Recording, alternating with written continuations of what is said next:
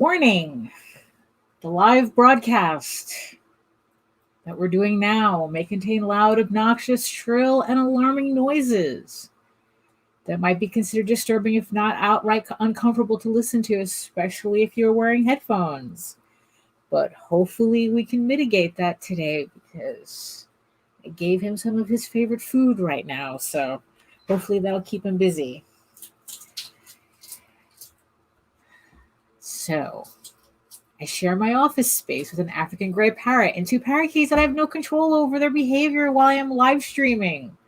Unlike my regular videos where I can have the opportunity to edit them out as best as I can.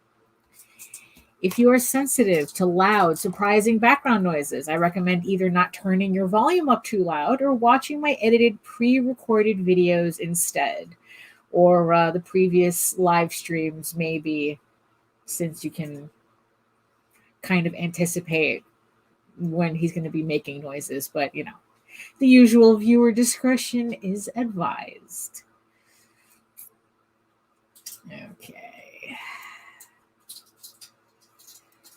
And there we go. Okay. Well, so today is a special live stream, Wednesday live stream. Let's see, let me just make sure everything is set up correctly here. Yes, okay. All right. Yes, everything is set up. So, hello. So, like I said, today is a very special, well, at least the first 15 minutes, because this is the last 15 minutes of my Kickstarter for EGORAVEN, Heir of the First Unicorn. So yeah, so we're going to be counting down to the very last minutes and end this campaign with a bang.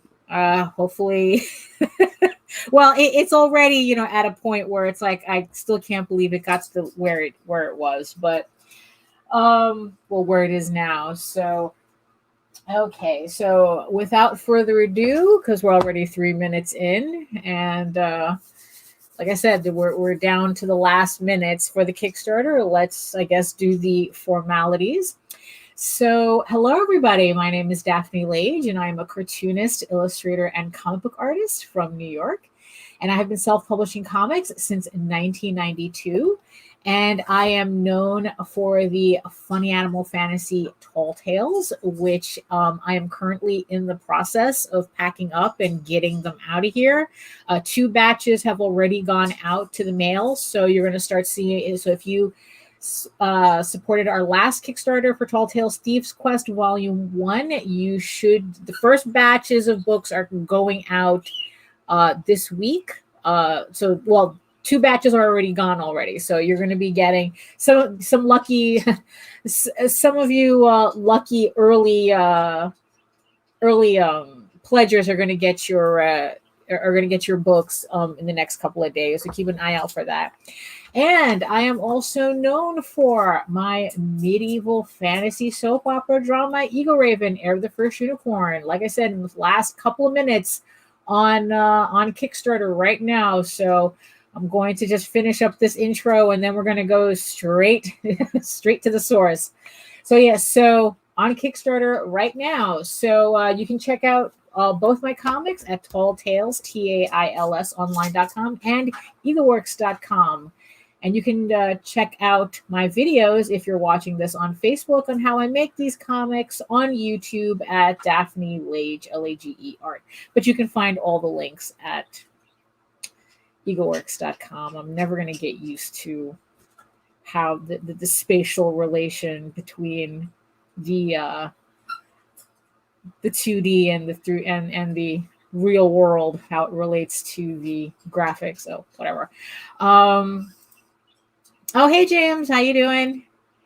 Hello. Yes, exciting day today. Yes.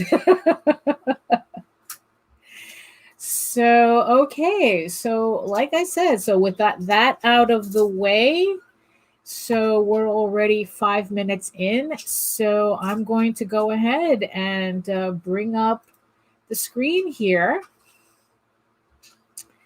So yeah, so this is the campaign for EGORAVEN on Kickstarter right now as we speak with 9 minutes left to go.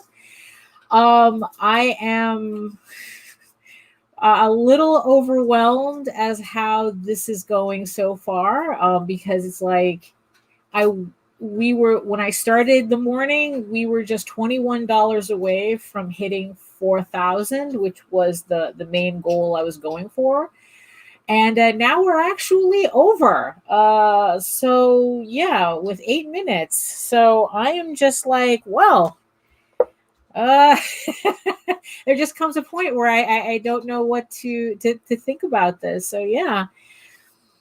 So yeah. So I mean, so as we're watching 8 minutes pass by, so pretty much this has been the longest and shortest 30 days, but then again, crowdfunding always does that.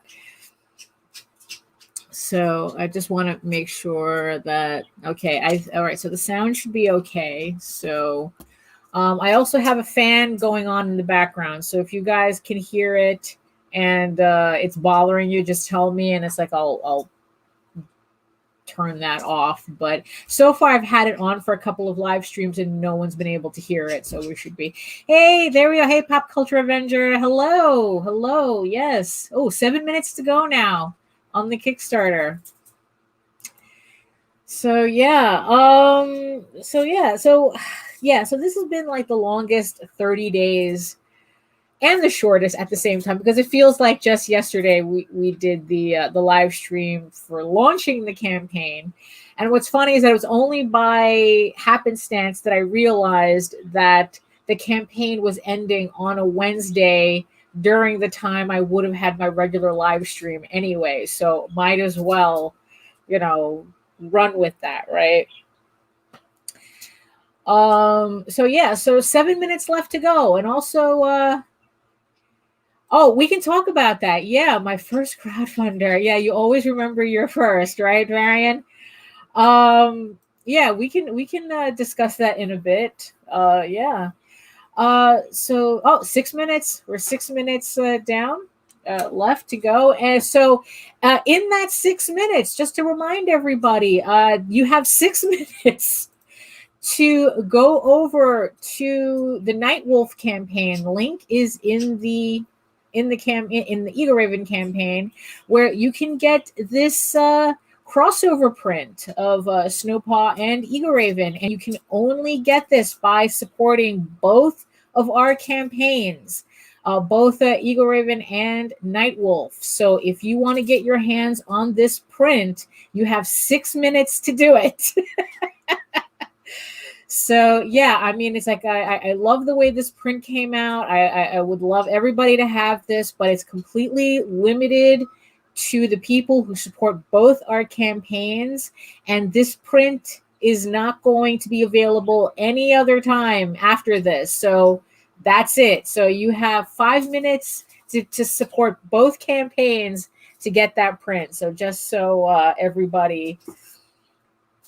Where's my frame? Oh, I hate it when that happens with the overlays. So, okay, I still got to get used to that.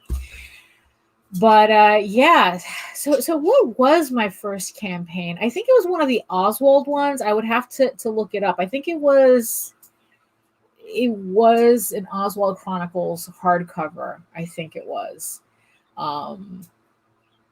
Yeah, but I would have to look it up to get all the details as to like how much. And that was I to tell you, and I don't remember like what it was like going through that campaign. I guess like they all begin to meld together. But one thing's for sure though, it's like this one was kind of wild. This campaign for issue 2 of EGORAVEN was a little wild. Just the fact that it's like I am currently at 120 backers at $4,184 is kind of amazing to me, because I mean I wasn't expecting to get that far. I mean, it's like I threw up the 4K stretch goal kind of on a lark, because because I was actually doing the design for something else, and it looked so good, and I love the metal bookmarks. I figured, oh, what the heck, let me throw one together and make a metal bookmark with that image, and it came out so nice. It's like, oh, let's see if we can get to 4,000. And oh, snap. Okay, we're now at 42 at 121 backers. Thank you. Thank you so much. 4 minutes left to go. JD was saying, oh, maybe you can get to 45. Not in 3 minutes, I would think. But but yeah, that was a thank you. Thank you, whoever the 121st backer is. So yeah, I put that stretch goal up as a lark and not really expecting to crack 4,000, but wow, yeah, I'm still amazed at that. So yeah, so we're all gonna get all the physical backers are gonna get the bookmark. So I'll show it in a minute. So we have three minutes to go. So yeah, that's the crazy thing with that. I mean, this campaign was just like the fact that it funded in about like 90 minutes. I still find amazing. Was it 90 minutes? It was a little. No, it was. Well, it was no. It was more than 90 minutes. It was just. I don't remember. I think it was like 2 hours and 45. I think it was that. That's math is numbers are not my strong suit. So. Oh, we got 2 minutes to go. 2 minutes to go for the end of the campaign. And yeah, it's like, so it funded in about 2 hours and 45 minutes, and which was a record, I think, for any of our campaigns. Usually it takes about like 24 hours or about like 2 days or something for us to fund to fund a campaign, and this one was just like on the live stream. I mean, I ran the live stream long just so I could see it. I can say it funded on the live stream. So maybe I cheated a bit, but it was fun. It was fun to see everybody rallying. Oh, we're in the seconds now. We're in the seconds. There we go. Okay, so he finished his snacks. So okay, so let me put this up here. Okay, so this is it. 95 seconds.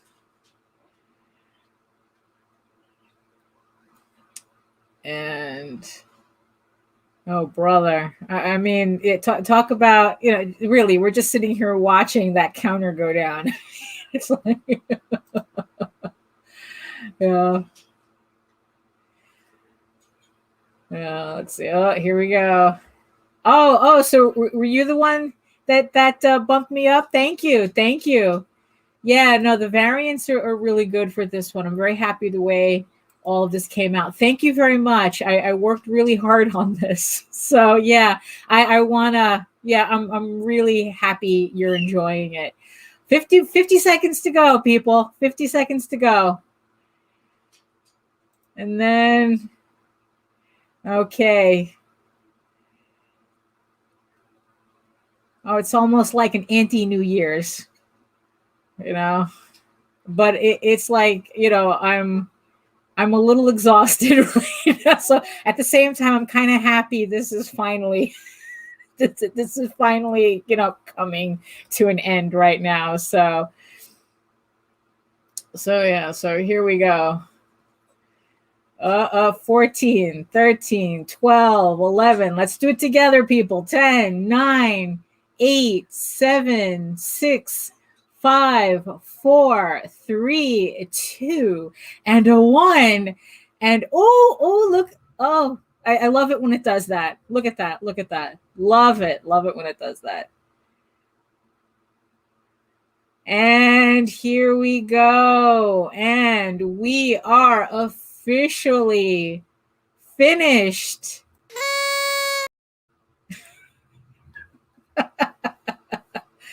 Oh my goodness. Here we go. So yeah, wow. Okay. let's put ourselves back here. So here we go. So what's the damage report? Well, not really a damage report, but do I have something here? Oh no, that's just the back of the buttons. So yeah, thank you. Yes, thank you. Thank you very much.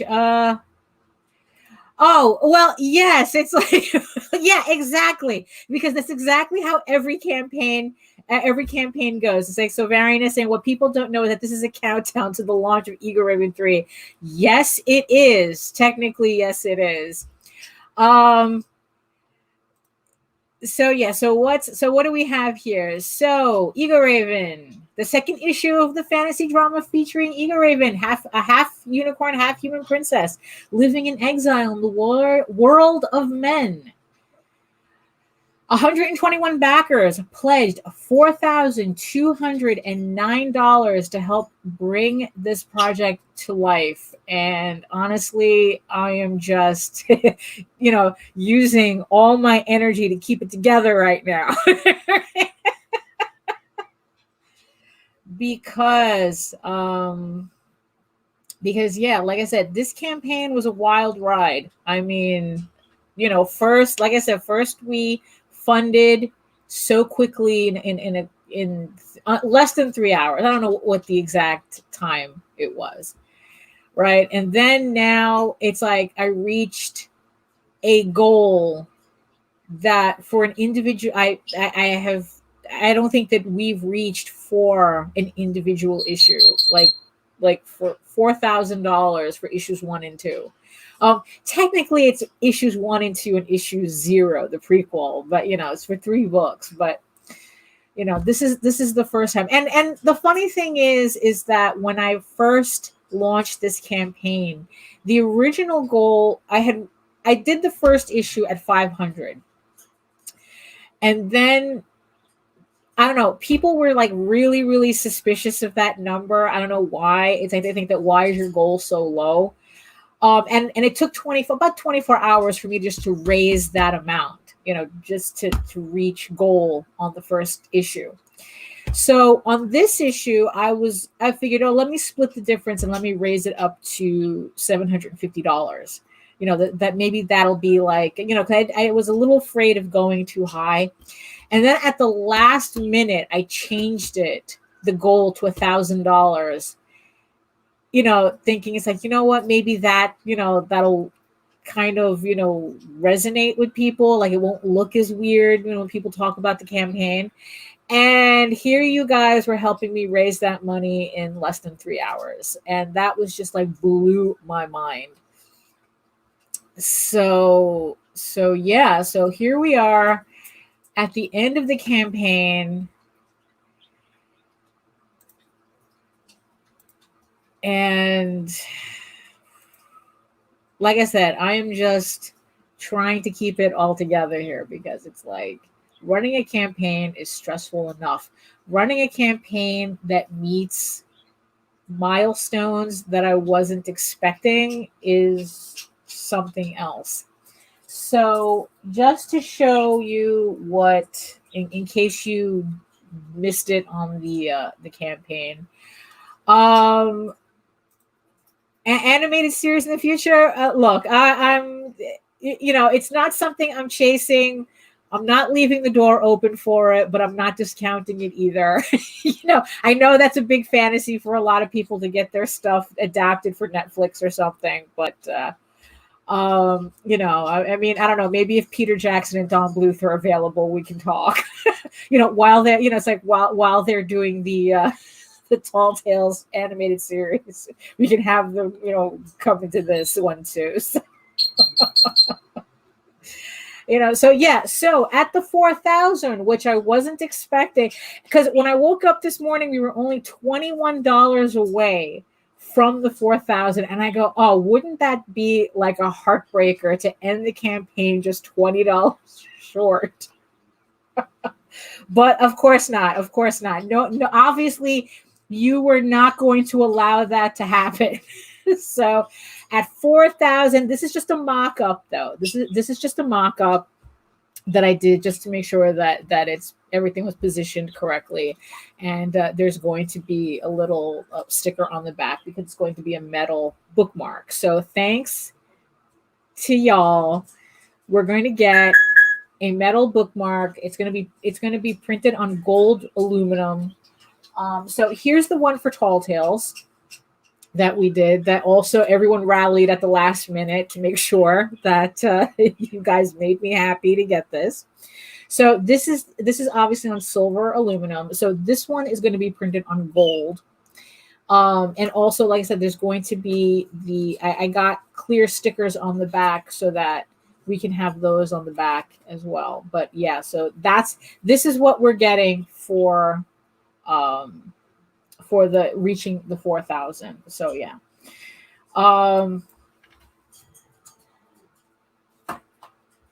Another thing. So thanks also to what everyone is also going to be getting. You know, this was supposed to be for 35, but we just like kind of blew past that, and I was more concerned about reaching 4,000 at that point.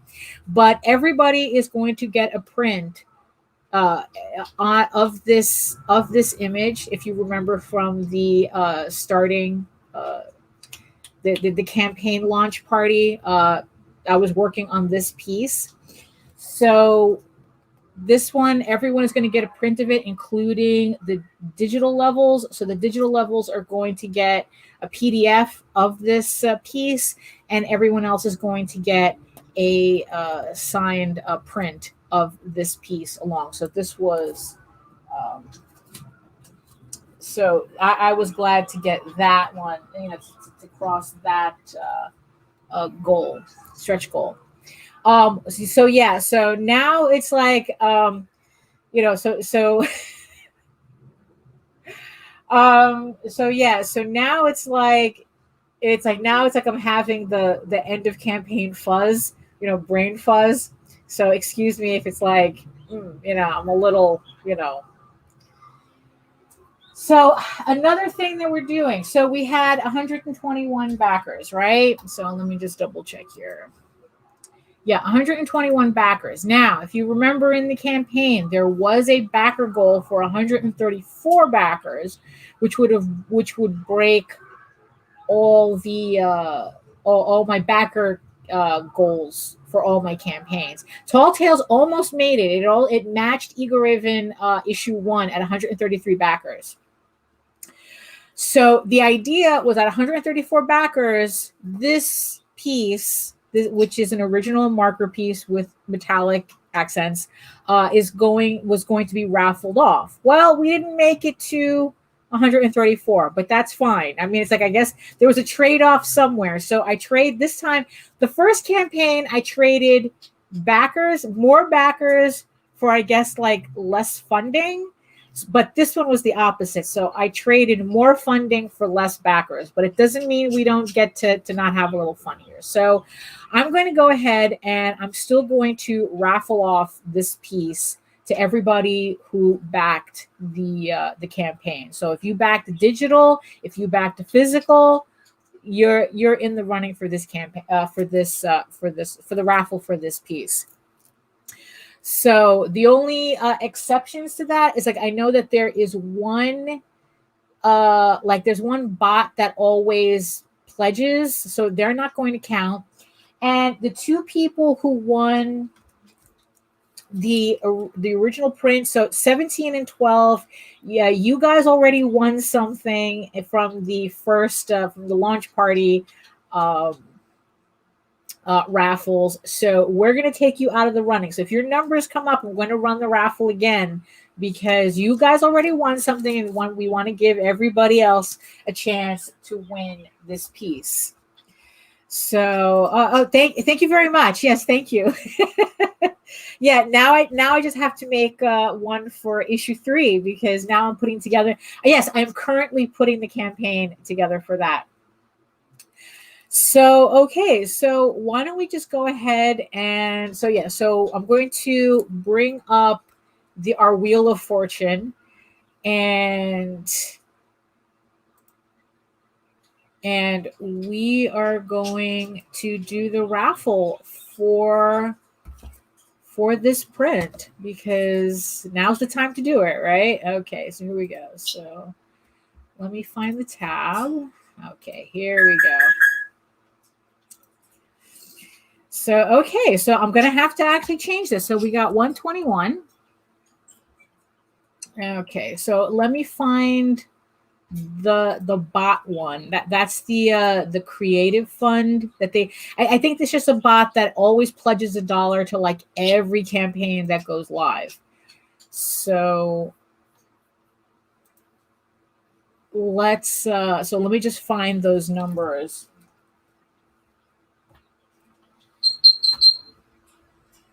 So that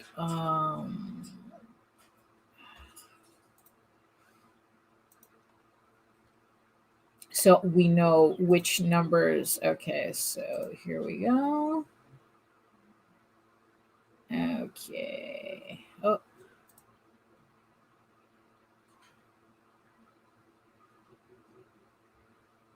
Here we go. So 16. So the numbers that are going to be out of the running, because either you're a bot or you won something already. So it's going to be 16, 17, and 12. So if these three numbers come up, we're just going to run the wheel again, you know. So, okay. So, all righty. Okay. So we have the 121 backers. Yeah, 121 backers. And okay, so let me see, where's my piece? Okay, so for the sketch cover mock-up piece, who, you know, this is, okay, so who's going to get it? So, all right, so here we go. For the piece, for this original piece.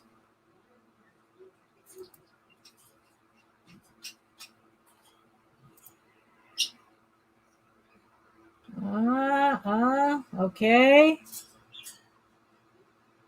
86. 86. Okay, let's see who's 86.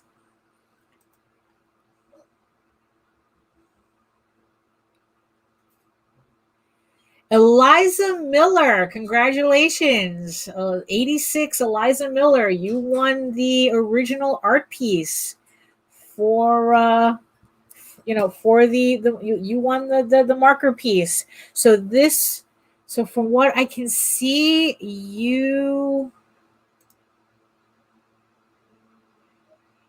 backed the prequel set, so it's going to be a physical level. So this makes it easy for me. I'm going to slip this in your order. So let me just mark it down. So 86.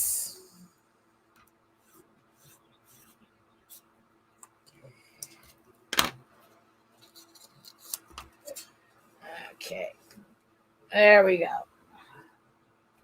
At least this way, if I lose the post, it's like post it, I can always come back to the to the video and see who won.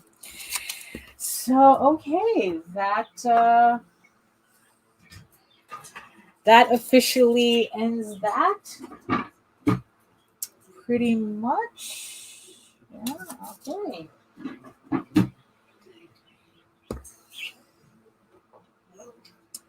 Okay, so congratulations, 86. Elisa or Eliza Miller?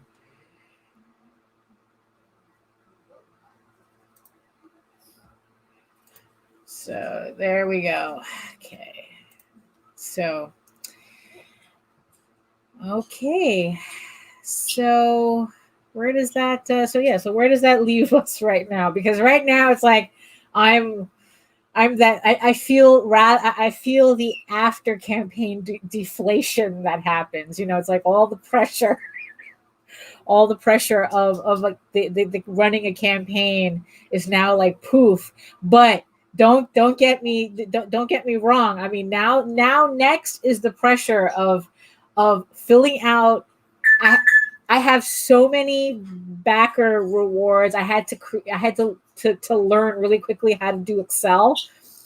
so that I can input all the people who ordered, so that I can see how many books and things I have to order, how many stickers I have to order, how many of the uh, bookmarks. So I'm gonna have to do that. I'm gonna save that for tomorrow though, because now is not a good time to do that much math.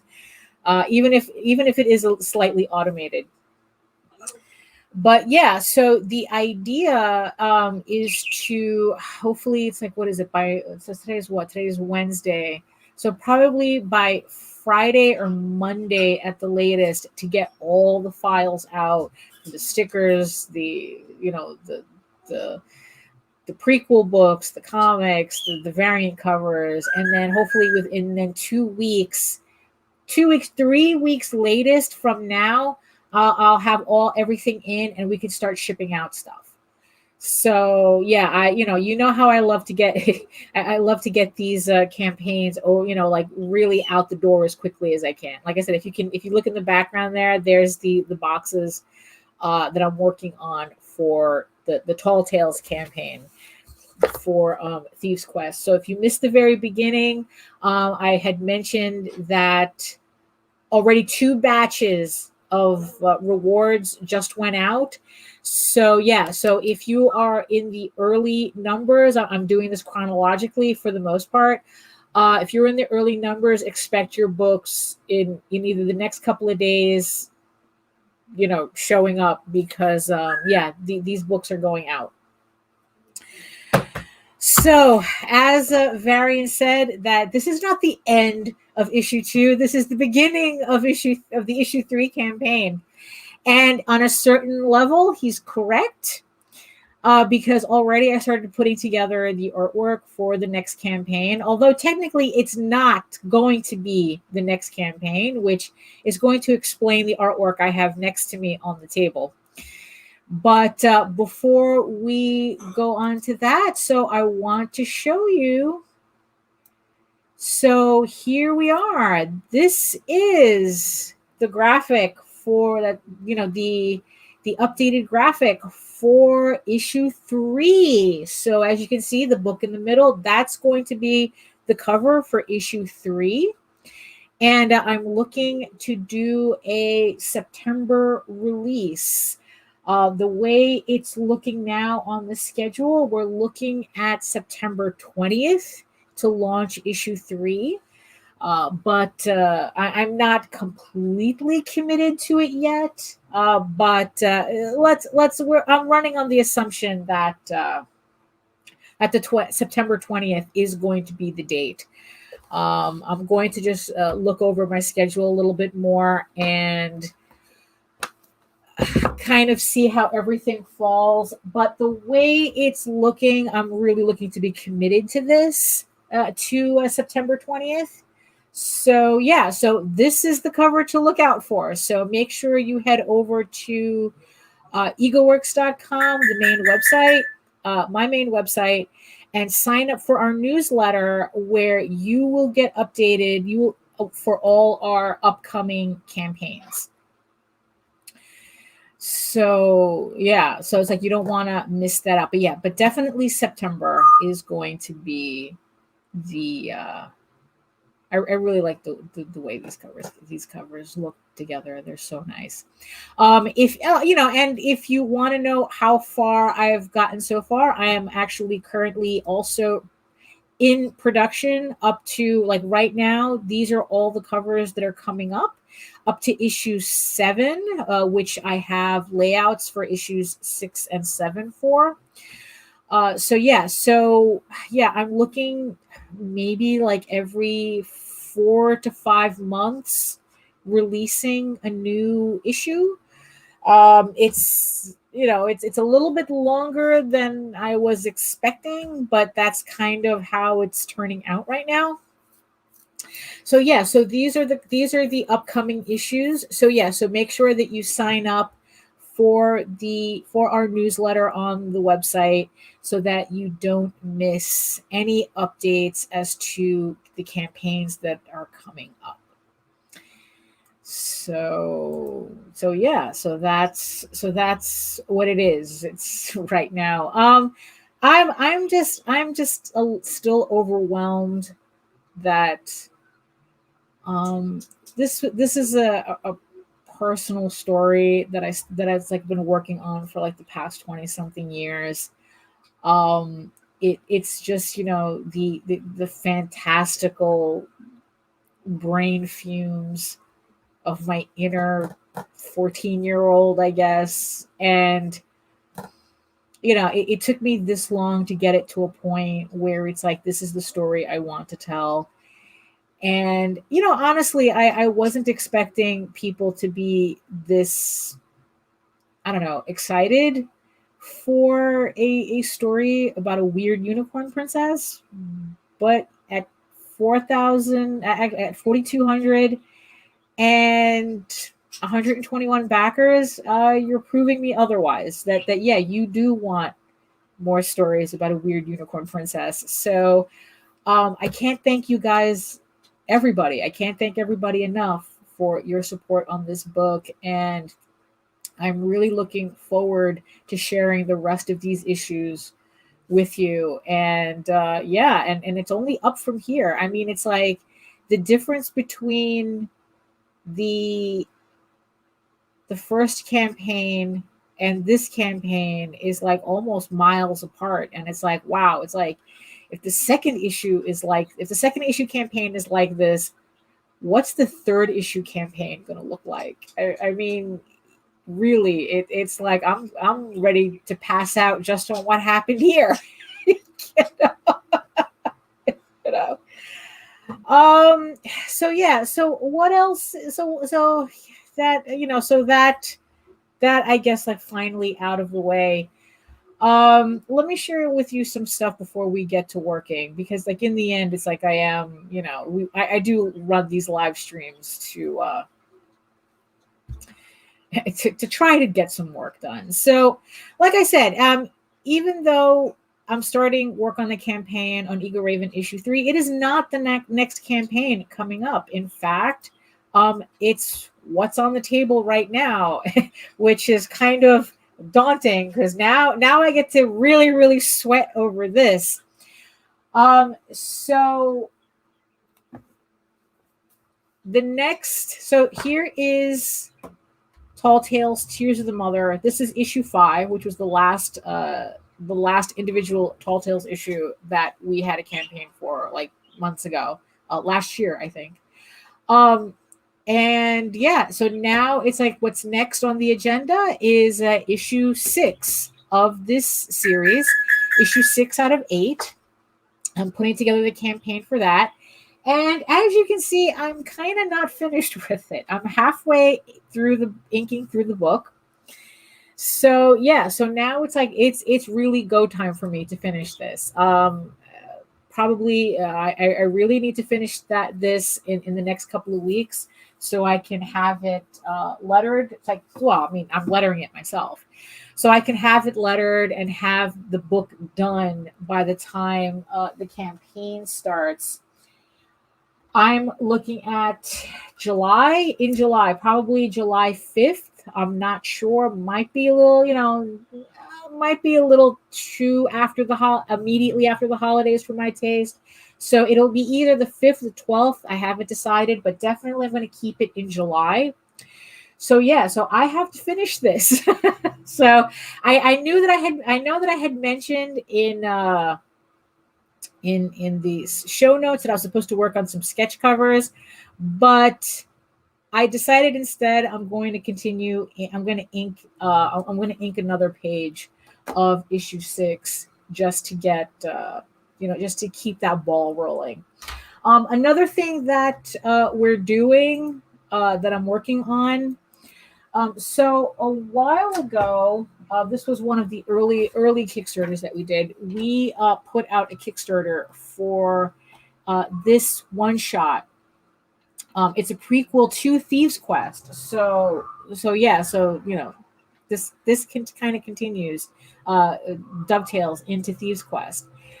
And when we originally did this book, me and JD, it was originally supposed to be in color.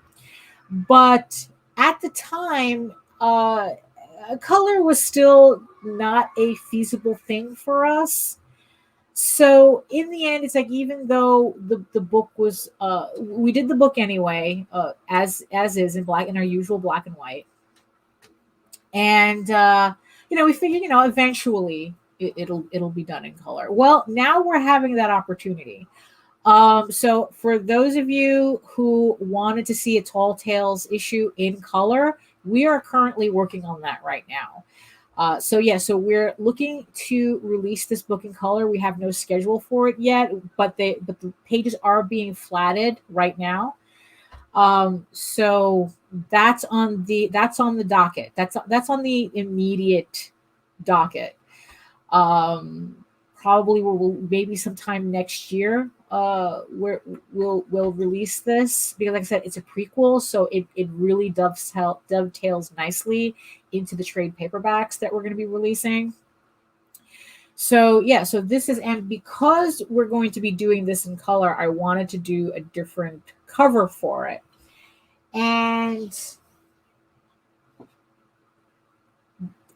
this is the piece that I'm working on right now.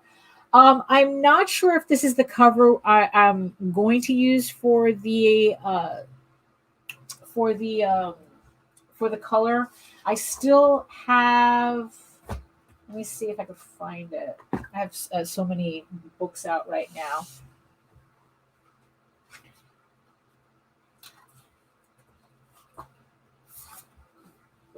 Yeah, so it's going to be either a toss-up between this one or this one that I'm working on. I couldn't decide. I ended up coming up with another layout for it that I really, really liked. So it's like, okay, I'll do the two pieces anyway. And, and then it's like, probably decide at the last minute, like, okay, which one are we running with? They're still both really good pieces. So they're not going to go to waste. It's just that only one of them is going to end up on the cover to the color book. I'm still kind of leaning more towards this one, but it depends on how it finishes. But this one's pretty good too. I really like this one. So that's also something that I've been working on. And also, I guess, just to give everybody a really, really sneak peek of, I don't know, more future EGORAVEN issues. Like I said, those are the covers up to issue 7. I have a couple of pieces here that I don't know if people are going to consider these spoilery or not, but it certainly hints at what the future holds, for the series. So this is the first cover. If you might have seen it on on another podcast that I was on, where I was working on this on air. So you can see that there's going to be trouble ahead. There's always going to be trouble ahead for our girl. So because, like I said, like I said in another interview, I'm not writing some woo-woo coffee shop AU story. I mean, it's a drama, okay? It's a soap opera drama, which means, there's going to be trouble ahead. This is another piece that I did. This is more like a pinup piece. So this is another one that kind of hints at what's coming up. I mean, it's like, our girl is getting into all sorts of nonsense. So this is another piece that I finished the other day. I actually have all the covers for the entire series sketched out. But the ones that come after this are really, really spoilery. I mean, maybe I could show one more just to...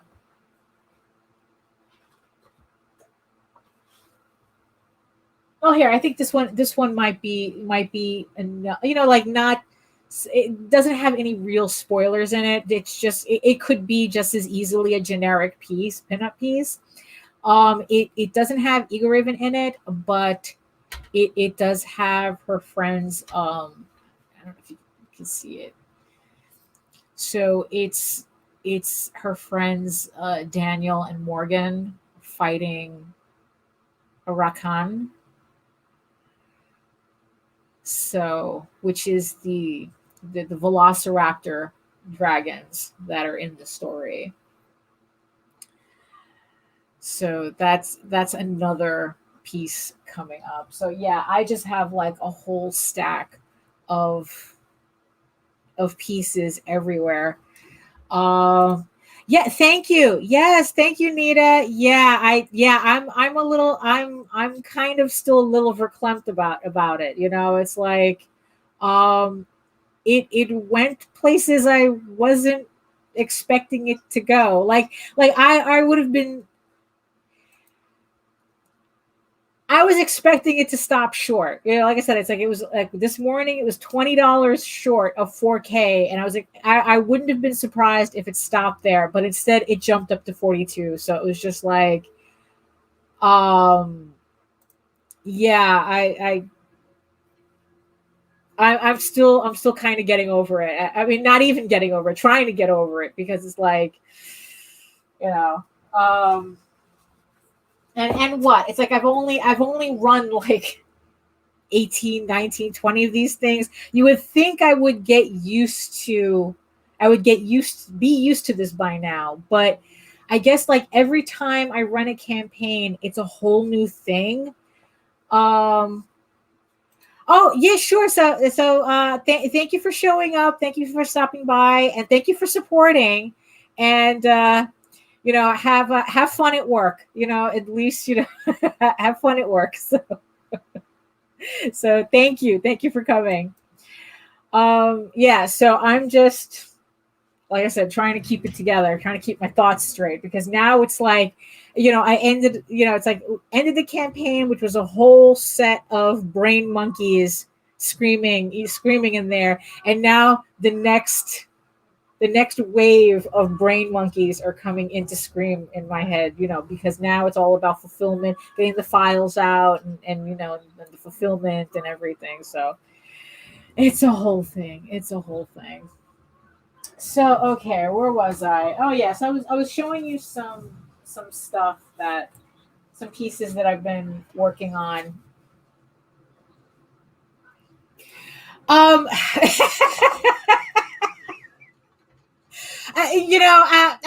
just can't. I just can't. I mean, look,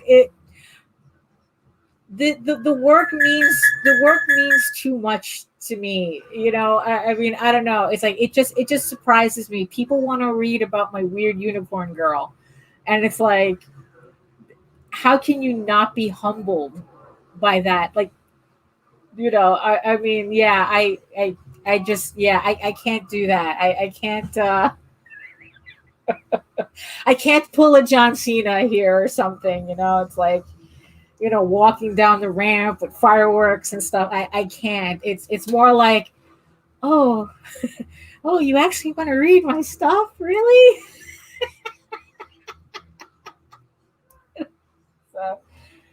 So, so these are the pieces that I'm currently, yeah, like I said, I have a whole stack of stuff to ink and work on.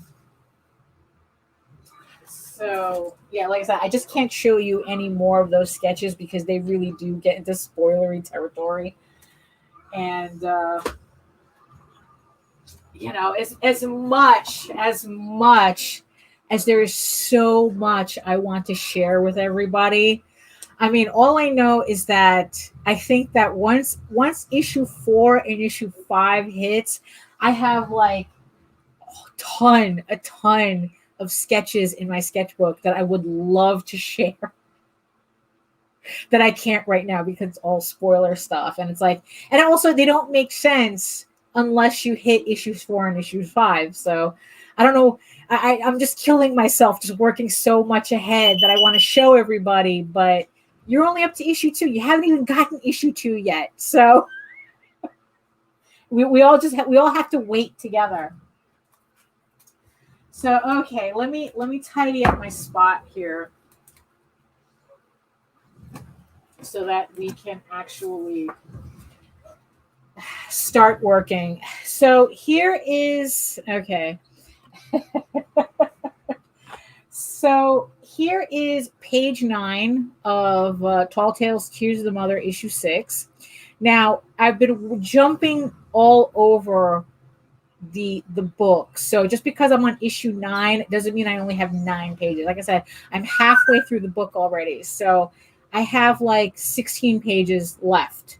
So it's not as daunting. It's not as daunting as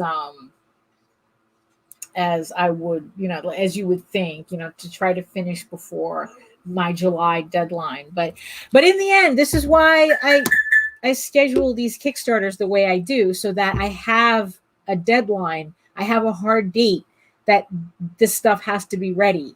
So, before it used to be like San Diego or something, but now it's like it's the Kickstarters. So yeah, if you wanted something to really force you to be on the ball, schedule Kickstarters for the whole year.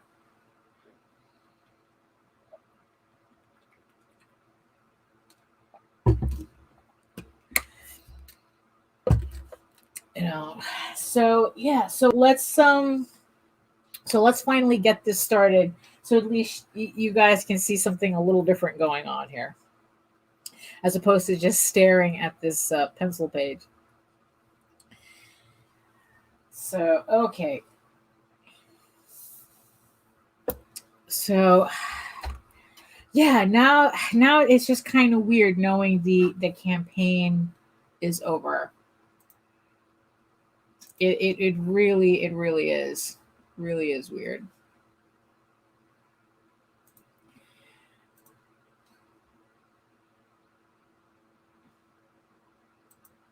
Yeah, but on to the next project, right?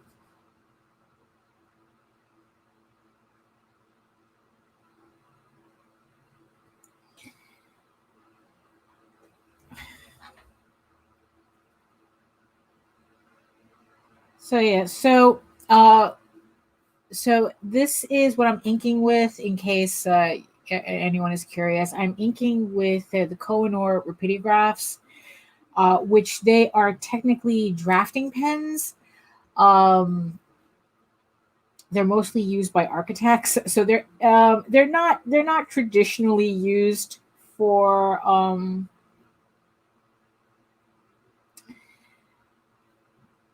inking, but I think in the end, with digital inking now being such a thing, in the end it doesn't matter what what pens you use anymore, because like digital kind of like really evens the playing field for that. Okay, so it's like, I don't know, I have 20 scheduled shows this month and no campaign stress added to it. I'm already burnt out. Yeah, no, and that's the thing too. When one of the things that I really do feel helped me, I guess, get the campaign to the point that it did, was doing all the shows. So yeah, it's exhausting, and there are people who do like 80. They said they did 80 shows in a month just for a campaign, and I'm like, how do you even have time to do anything with 80 shows? And you figure like the average show runs like an hour and a half maybe, and you're doing 80 of them. Like there's some shows that are probably maybe an hour long. There's some shows that are 2. I was on a show that was like 3 hours long. We ended at midnight, and it's like, oh, hey, how you doing? Yeah, today's a Tall Tales art day, working on, just finished the campaign for EGORAVEN, and working on the inks for Tall Tales Tears of the Mother issue 6, which I'm launching on Kickstarter in July. So yeah, so yeah, 80 shows. Yeah, even I'm like, yeah, that's a little I mean, 80 for me to do to feel that many shows is worth it. I mean, I would have to be making five figures, five figures on a thing, and even then, I mean, it's very tiring, especially since I'm it's not like I spent the entire month, the entire 30 days not doing anything else. Um, yeah, I was a little surprised that it went for 3 hours too. I was expecting it to go for two.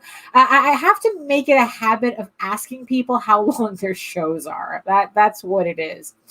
Um, and then like really telling them ahead of time. It's like, look, I can't handle a 3 hour show. 2 hours, sure. I mean, you know what? The conversation has to be really jumping for me to do a 3 hour show. I mean, but that's kind of pushing it. It's like 2 hours. Yeah, the that's probably my threshold. Anything after that, and yeah, that conversation better be intriguing, um, and engaging and everything for me to want to be on a stream for 3 hours. Yeah.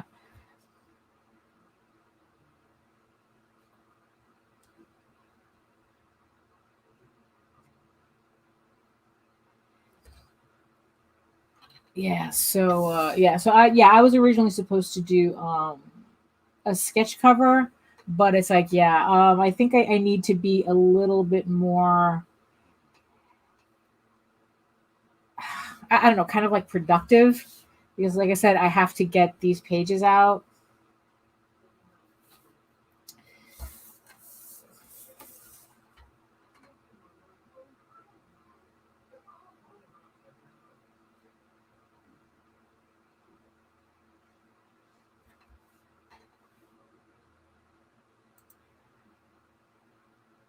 Yeah, about 2 hours. Yeah, anything. Yeah, I was exhausted after 3 hours. Yeah, but yeah, I have to make it a habit of keeping a time limit,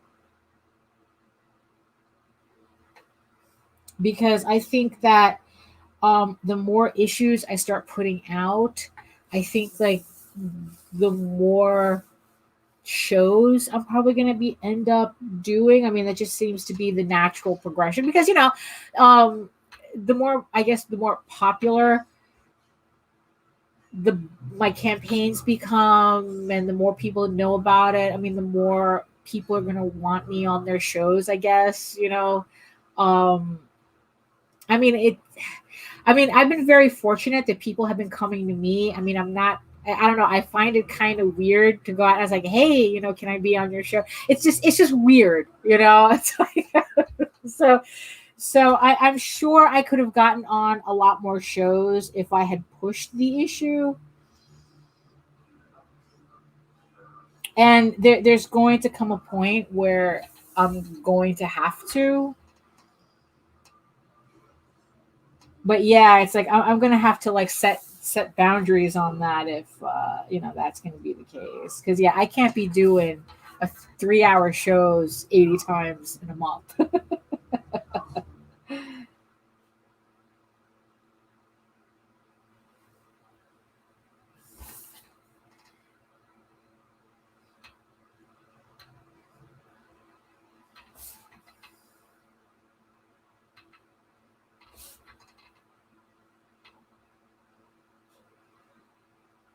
Yeah, so I don't know. I mean, since you guys you can't.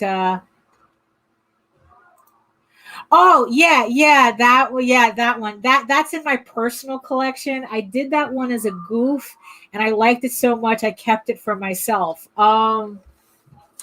Actually, you know what? Let me see if I can find it. Hold on. Give me a minute.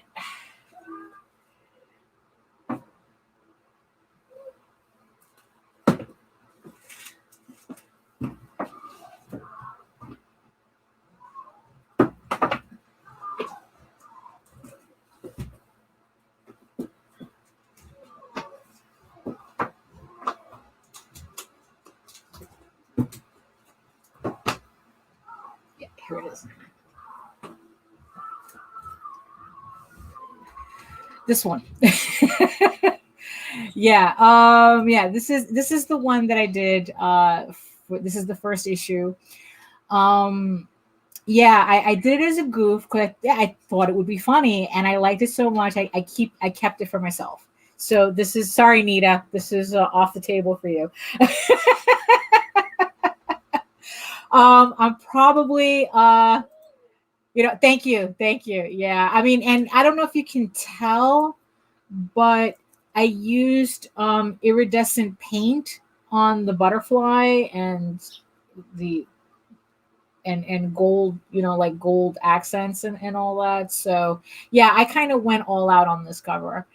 And what I want to do is I want to do an entire series of Last Unicorn mashups. So probably like for issue 2, I'm probably going to do something with the cat. So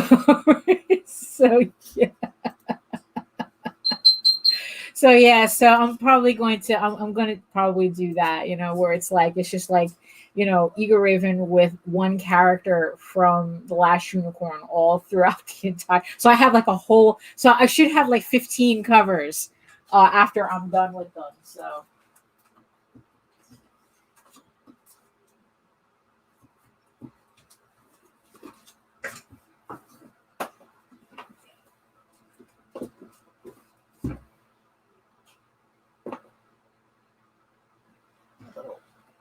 Rabbit. Okay, there we go. All right, where were we? Yeah, so yeah, I'm gonna so in the end I should have like 15 different sketch covers all in the same theme. So yeah, because just for fun, right?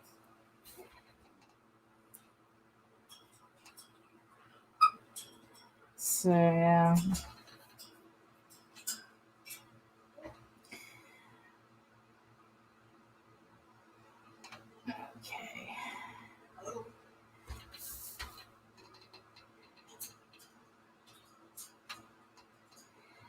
So yeah, so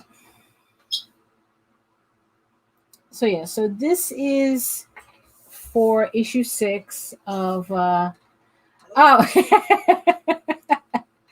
I'll see you tonight on Geekasm. So yeah, so me and Nita are going to be on another show tonight with Lola, the Indie Princess, on her show Geekasm at 9:00 on the Indie Volt network that you can find on YouTube, the Indie Volt channel. It's VOLT, Indie Volt. So yeah, so we'll be there tonight.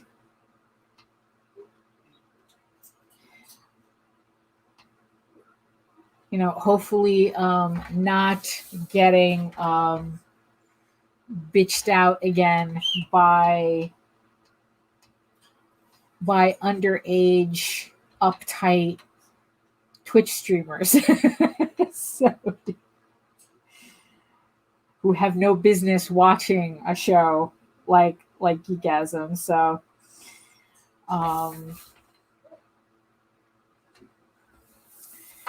so yeah, but that's a whole other show.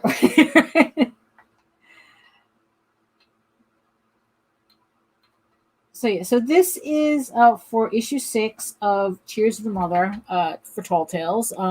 For those of you who aren't familiar, this is my other fantasy comic that I also work on. This one with JD, where EGORAVEN is all my work, all my writing. I created it, the whole thing.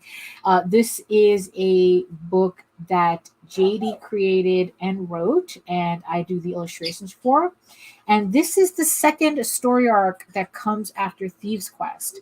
So if you missed our last campaign, campaign for, hold on. I might have to mute really quick. Hold on. Okay. Because there's one particular sound that he does that I hate so much that if he does it, I kind of know when he's about to do it. So yeah, so if all of a sudden you don't hear sound, it's because I had to quickly mute him. So I had to quickly mute because of him. So okay, so yeah, so the next campaign is going to be for issue 6. So if you missed the trade for Thieves Quest Volume 1,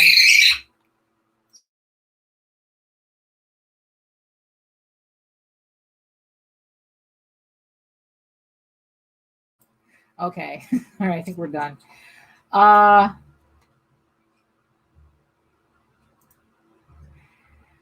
It's an all questions night. Okay, all right, yeah, I'll bring the soapbox, but yeah, yeah. So JD found out that this person that was bothering us, it was like a legit child. So I told Marion that I refused to answer any questions, get into any kind of debate with a child on the internet. So hopefully he'll give us some different questions. So yeah. So where was I? Oh yes, Tall Tales. So if you missed the campaign for Tall Tales Thieves Quest Volume 1, with Volume 2 scheduled for November. Yeah, see you later. See you later.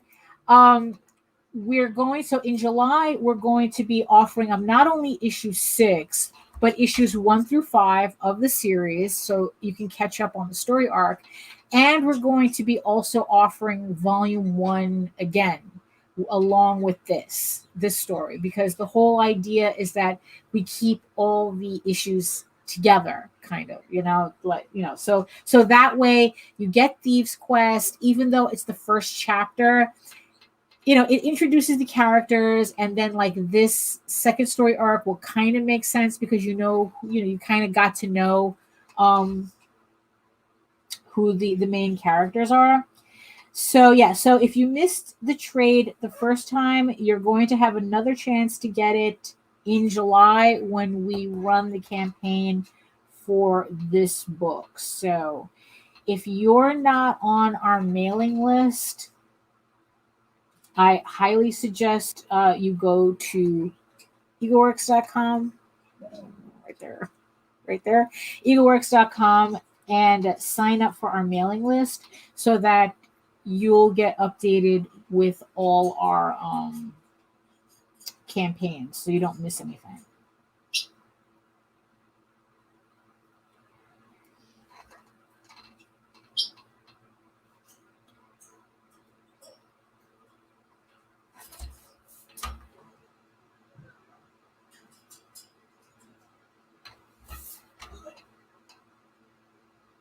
Also, if you if you guys can't hear the fan in the background, then you probably can't hear the TV that's way in the background too. So it's like JD's in the living room powering through Game of Thrones again. So if you hear any odd things, it's either the parrot or it's Game of Thrones in the background.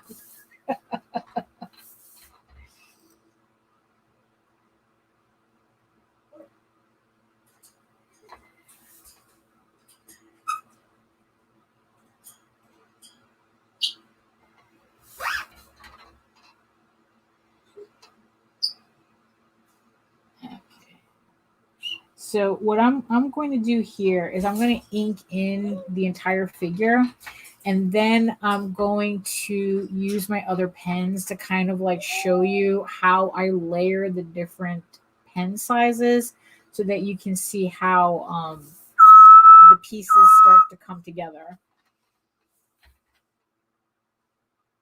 Because usually when I ink on the live stream, I'm usually like stuck at the first pen. So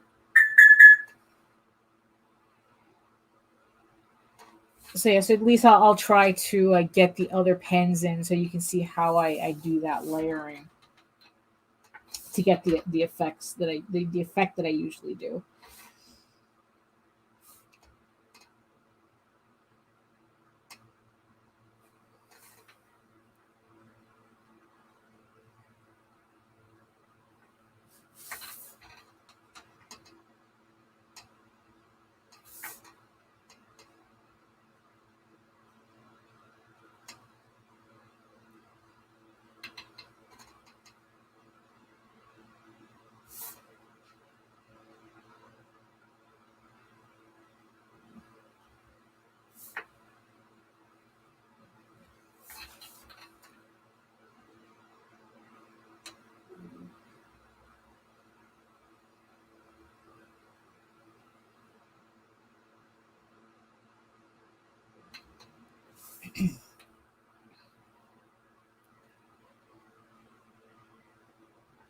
Oh, what is that? What is that? Oh, it's a little bird. Yeah, yeah, yeah. That's it's the parrot in the background. Yeah.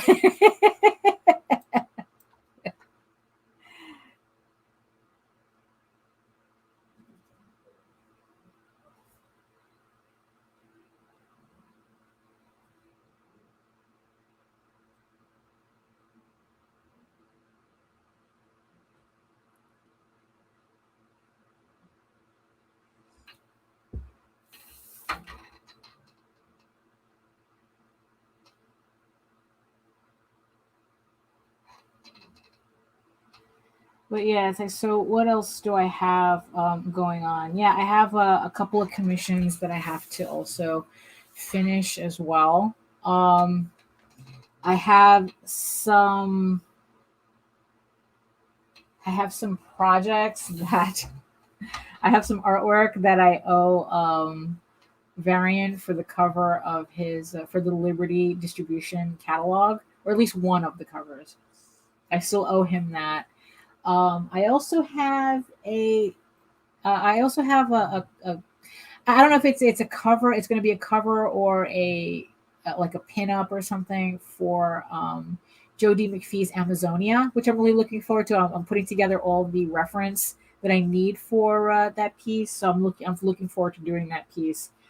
Now that the campaign is over, I can kind of like now I can kind of, the line of work can now move forward a bit. So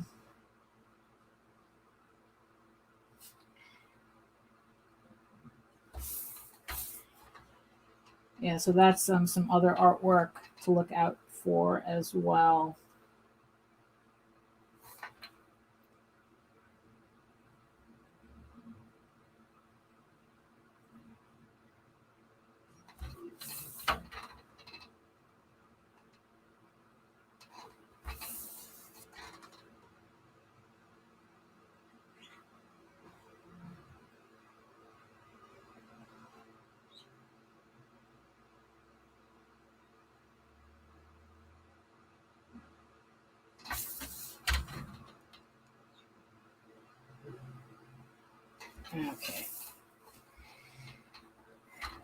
Okay. So this is what I usually do when I'm inking. So first what I do is I lay down the first layer of inks with this what is this? This is a number 2.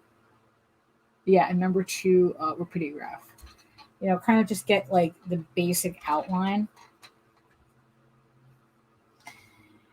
And you know, kind of like put in all these little, you know, these little shadows that, I mean, it's kind of funny how, you know, I use a technical pen, but I kind of try to imitate what brush inking might look like. I just really don't have the hand control for it, and I mean, this is just what I've been using since all the way back before probably before just as I think it was when I started high school. My parents gave me tech this pen set, and I've been using that ever since to ink. So I never learned how to use a brush or a crow quill or anything. And like I said, it's like digital inking kind of made the whole uh the the discourse about the right tools and the wrong tools um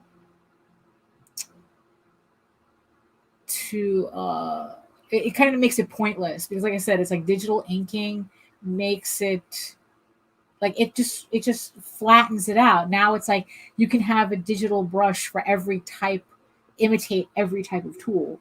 So now like it just doesn't matter, you know. It's like just use the tools that work for you. Let's see. Oh, okay. Have you read my comments under the March 24th? I would have to go look. I have to go look. I mentioned in a previous video that when it comes to YouTube, I'm kind of really bad at catching up with all the comments. Um, YouTube right now is not really a. I mean, I know this is going to sound bad. It's like YouTube right now is not really a priority for me, so I don't spend as much time maintaining it as I should. And I really should, because like I'm almost close to 1,000 subscribers, and I really should make the effort to push it over that hump, that milestone. Um, especially since, it kind of, what does it do? It, like, it opens up super chats and some other options as well. Like, I don't know, like, who would give super chats just to watch me babble. It's like, so yeah, so I haven't yet. So, but I should, clean up my YouTube channel and really try to get through all the comments, because there's so many comments there that I haven't gotten to. Um,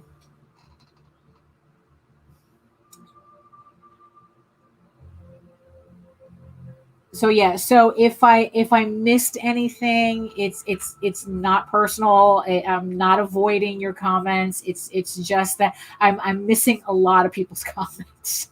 So I have to catch up on a lot of people's comments. So um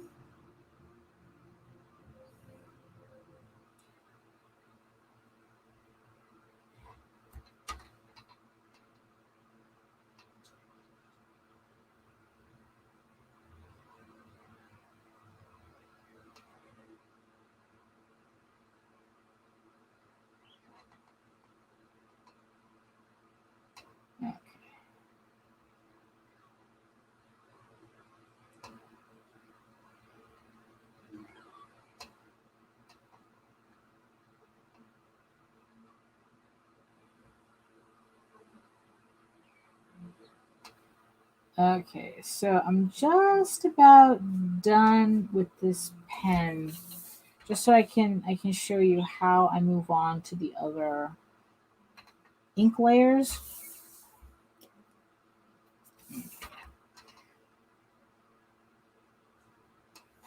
All right. Okay, so the next pen that I'm going to use to ink this is going to be the number 3 Rapidograph. So that's the green one on this. I don't know if the colors on the technical pens are standard throughout different brands. So it's like, yeah, you have to. I mean, the numbers are always the same. Yeah, like a 0.80, which is the number 3, should be the same no matter what brand technical pen you get. So with this, what I'm going to start doing is I'm going to start like bolding out the outlines. Now, I know it looks like, and mind you, if you go to my YouTube video, I do have a video that goes more in depth as to how I ink. Um, but until you actually go see that video, so it may look like I'm just tracing over my lines again, but what I'm doing is I'm deciding which lines need to stand out more. So, because like I said, it's like I'm kind of using the technical pens to kind of imitate brushwork, even though it's not brushwork. So that's what I'm doing with this pen. With this, I'm using ink layers to kind of build up the depth of the piece.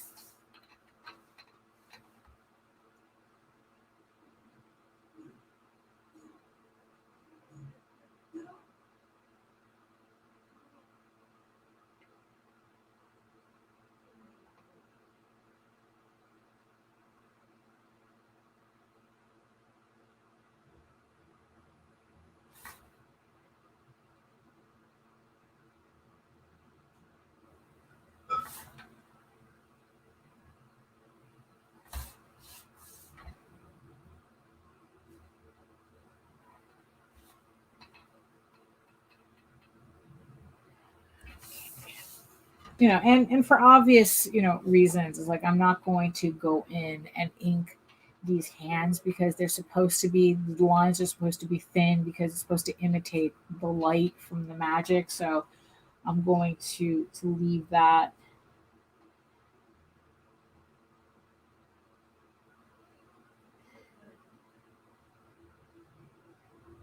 Also, always be careful where you put your hands. It's like to not smear anything.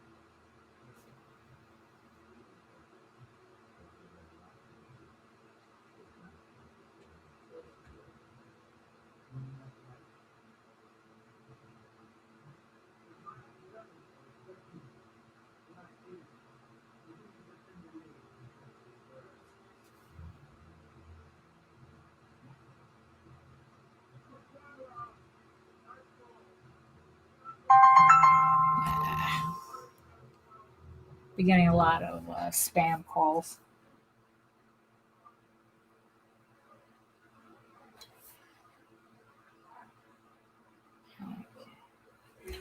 All right. So, like, already you can see the difference as to how the lines are building up. So, okay. And I think I've mentioned it on the last live, not the last, well, the last live stream, because I didn't do one last Wednesday because my neighbors were doing construction. And yeah, that's not conducive to a live stream. So that's why last week didn't have a live stream. But on a previous live stream, I talked about how one of the benefits of doing artwork under a camera and then seeing it projected on the live stream is that it actually gives me an opportunity to see how the artwork is coming out. That for some reason, sometimes I can't see with the piece in front of me, but for some reason, when it's on the screen, it's like there's enough disassociation that I can actually see it, which is weird because it's like if you want to find all your mistakes in a piece, post it online, that as the joke goes, because yeah, you really do. It's like, yeah, there's just something about that separation between what's on your table and then seeing it on the screen that really points out. It's like, oh, you missed a spot. So now I'm going to go ahead and take my number 4, which is a 1.2 nib pen. This is the largest nib. And I'm just going to go over the very outline of the piece of the character so that she really stands out.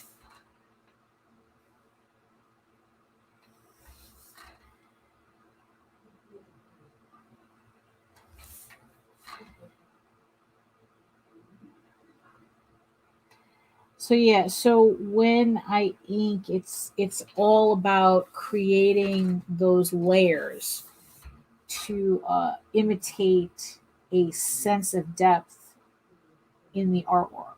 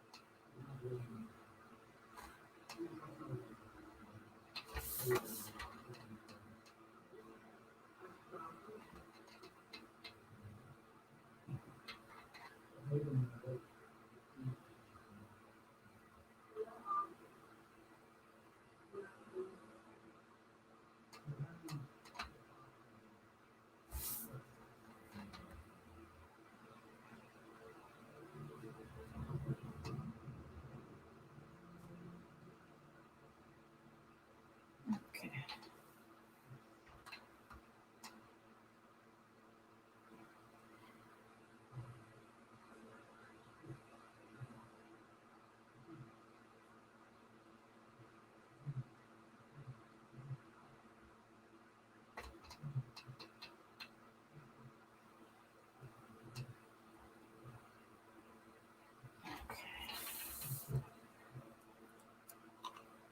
So yeah, so I think that I can use to go back in a little bit more with the other pen. Okay. So now I'm going to go in. So this is a different brand that someone had introduced to me. This is for the 00 nib, I think. Well, it says here point 0.2. On the Kohinoor, it's no, and on the Kohinoor, it's the 0 nib. And the reason why I have a separate brand for just this nib is because I've been having really bad luck with the Kohinoor nibs, and they were constantly clogging, and they didn't really like the paper very much. So I guess like the fibers would get stuffed in the nib, so it was just a nightmare to work with. And then someone recommended this pen to me, and I haven't been having any problems with it. So which is kind of weird considering that technically it's the same size. So with the thin nib, what I'm doing is just putting in just little, just these little accent lines. It's nothing.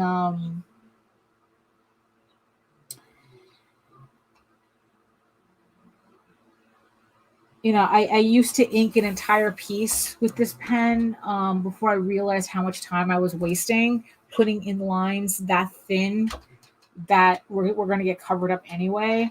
So now I've just reversed the process, and now this is the last pen I use rather than being the first pen I use.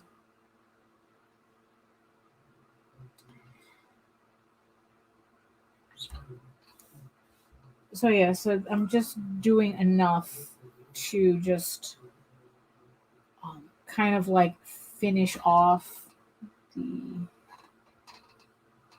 the details. And then now what I'm going to do is I'm going to grab a brush nib. This is the Faber-Castell Pitt pens because they use actual India ink for their ink.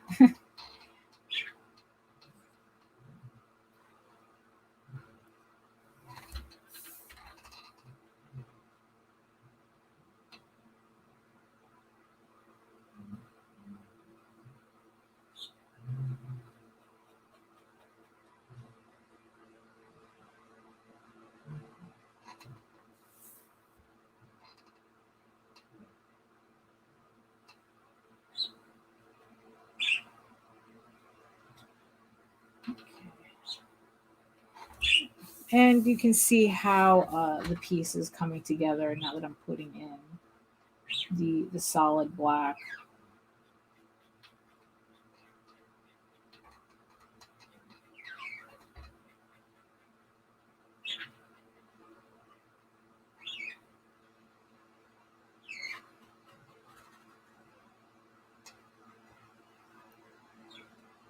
There we go. So that's, so technically this, let's see, let me just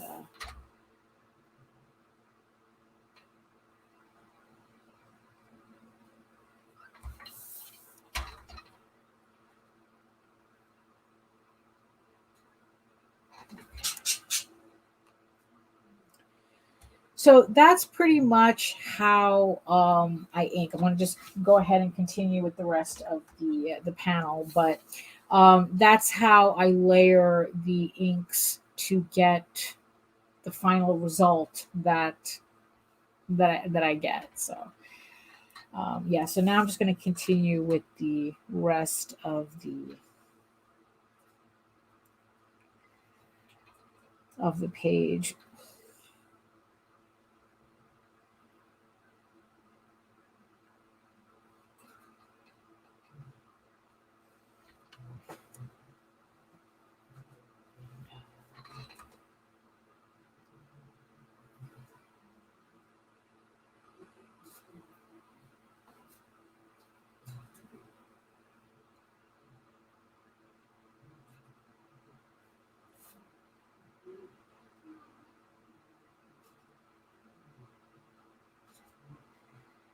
Yeah, but I am feeling completely drained right now. I have to admit, um, the last days of a campaign, I don't know. It's like it is nerve wracking, especially when you're trying to hit certain goals.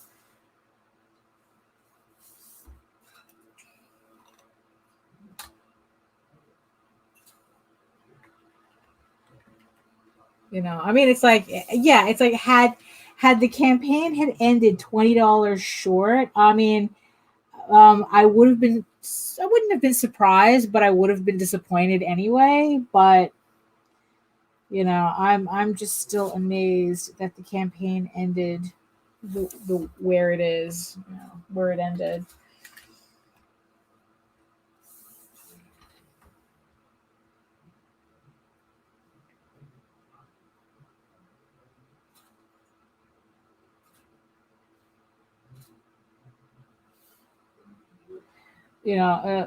My only regret is not being able to put the books out faster.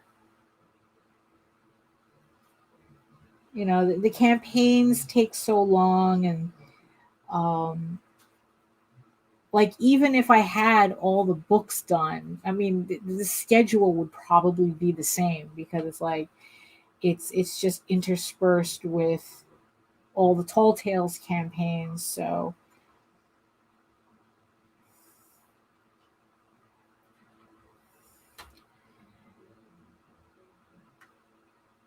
although I am a little nervous about the two issues that's still in the layout stages,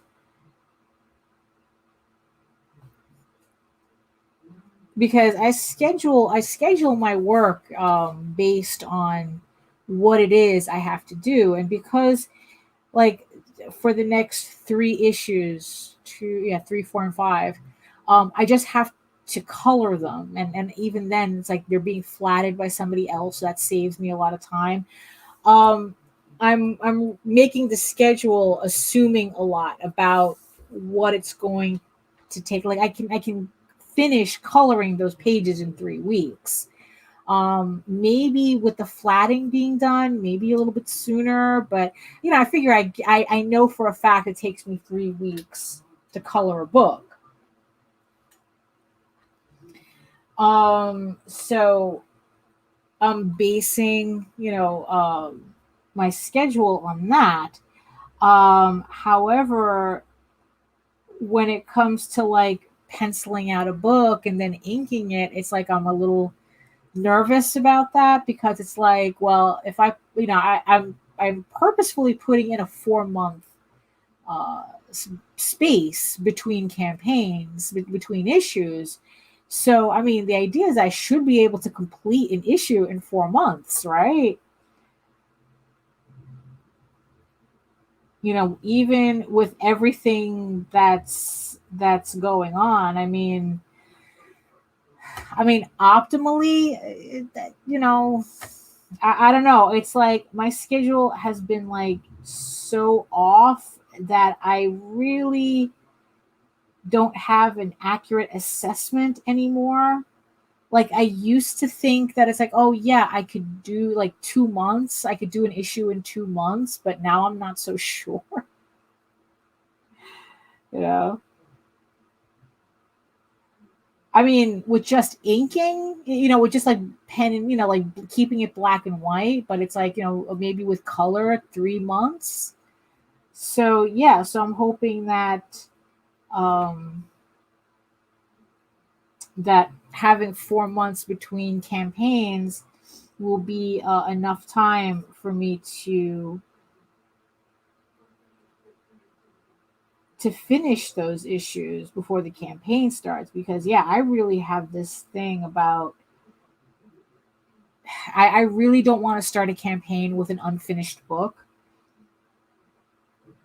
Because look, if just having it done and running a campaign is stressful enough.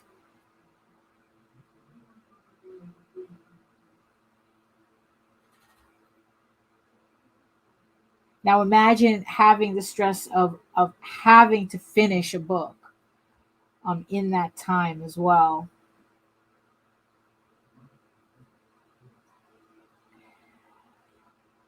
But the idea, it's like the reason, but that's also the idea behind me doing so much, I guess, ancillary work ahead of time. So at least that's done when I get to it. So that's just like one more thing, one less thing for me to worry about.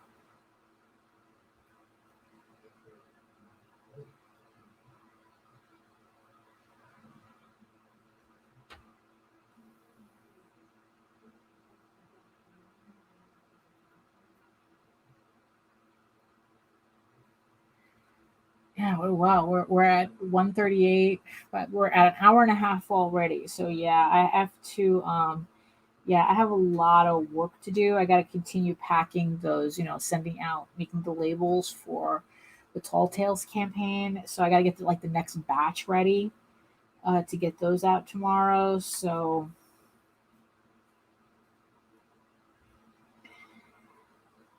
yeah, it's like I can't run more than 2 hours today. So yeah, I'm just going to just keep going until we hit that 2 hour mark.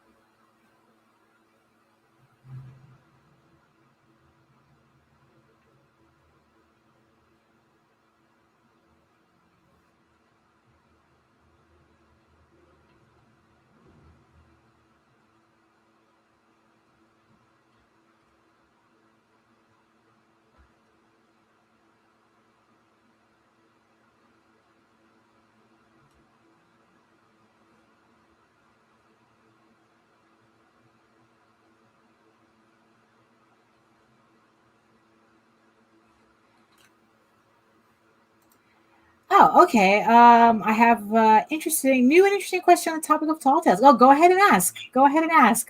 It's a little quiet here, so and plus I'm working on a tall tales page, so it would be definitely on topic. So yeah, so go ahead and ask. What's your question?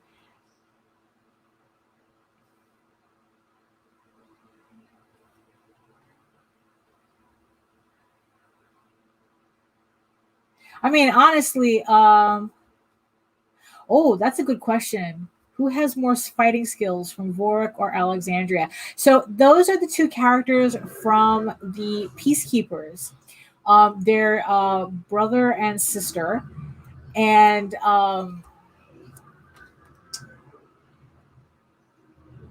yeah, it's like that. That's a good question. I would think that they were equally matched, which is probably which kind of like explains the reason why they could never, like, in the story of the Peacekeepers, they could never kind of like one up each other, because yeah, they were just so evenly matched. I would think, yeah, that's how that's what I would think, that they're just yeah, that they're just equals in terms of their fighting skill, which kind of made it difficult for Alexandria to do her job with him, because he was the revolutionary troublemaker, and she was the one, working for the Rakeshore, trying to literally keep the peace in the city for them, and they could never one up each other because of that. So yeah, so definitely I think that they're an even match. They're an even match. Oh, another, by the way, Tall Tales Peacekeepers, that's the next book. So after we're done coloring, having the one shot, having this colored, having this redone for color, Peacekeepers is the next one, is the next book after this that we're doing in color. So yeah, so we're slowly we're slowly getting through everything in color now. So yeah.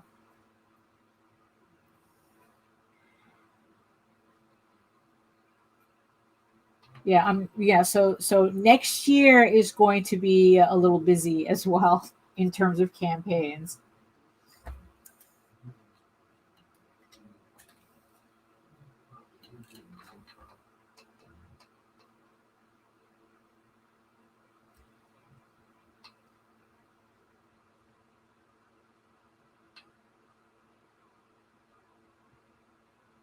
I think that in the end, like, the main thieves quest is going to be the last thing um, we start coloring, because that's a vast story.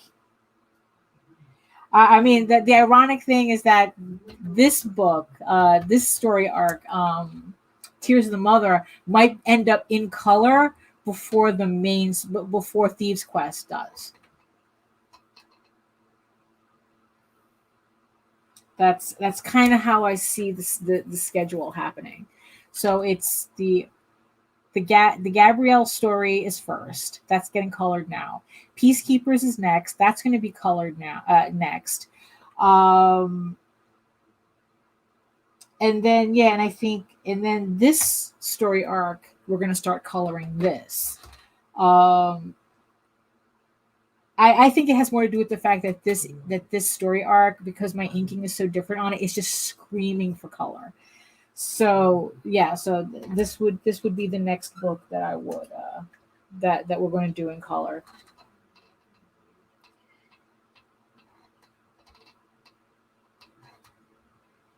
The only thing I'm not sure about is whether we're going to do like a color trade, or, well, we're going to do a color trade anyway, but whether we're going to re-release the issues in color, I'm not sure. I think after all this time, I would rather just go ahead and do a color trade.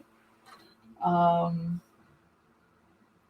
but we haven't really gotten to that point yet, so we don't know.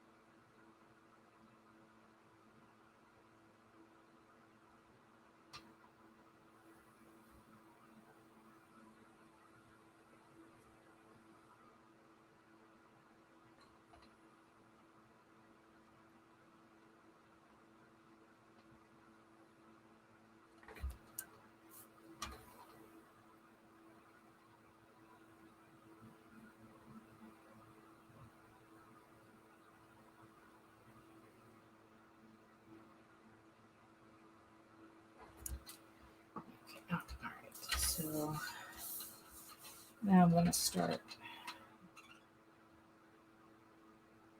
putting that in.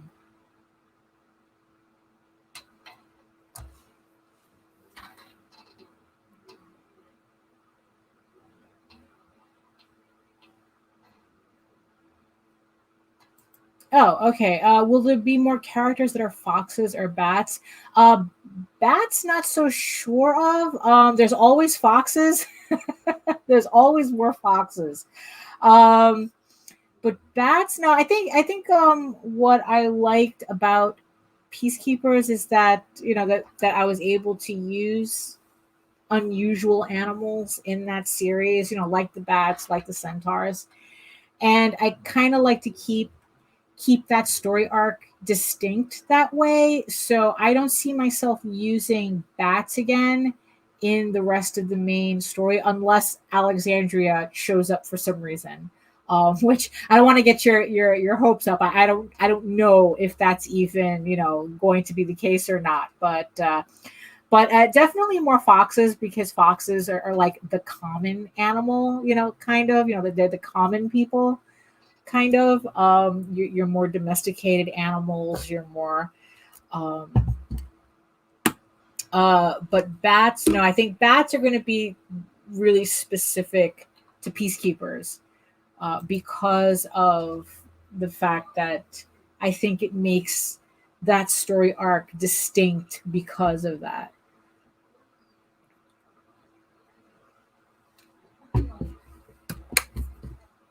Just like I'll be surprised if there's centaurs popping up anywhere else.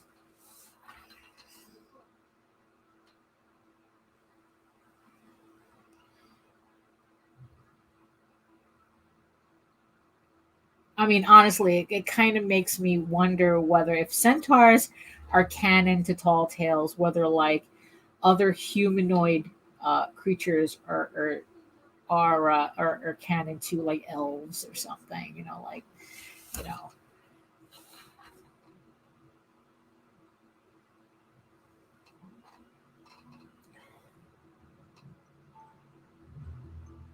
Oh, okay. So I got my 10-minute warning here, but I think we're kind of we kind of gotta just okay. Yeah, I got my 10-minute warning. So yeah, but I think yeah, well, I'm just gonna finish this side of the piece, and then we're going to call it a live stream. But really, that okay.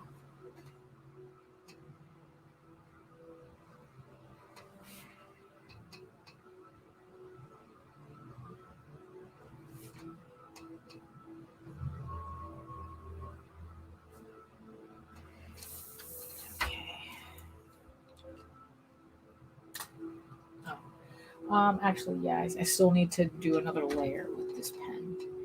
So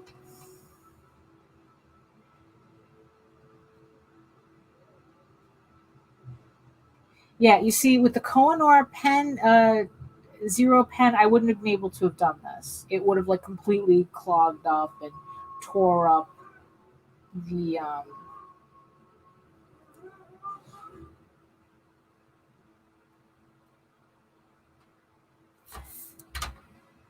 tore up the paper and got clogged. I don't know. I don't know whether it's just like maybe they use like a slightly different metal or something that it's a little bit more resilient. I'm not sure, but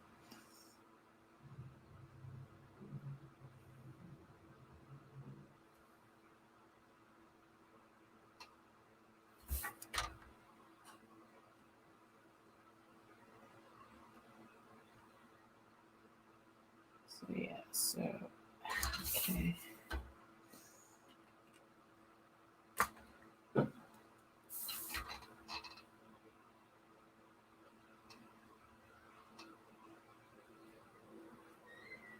Okay, so we're gonna go in with another layer to get that effect.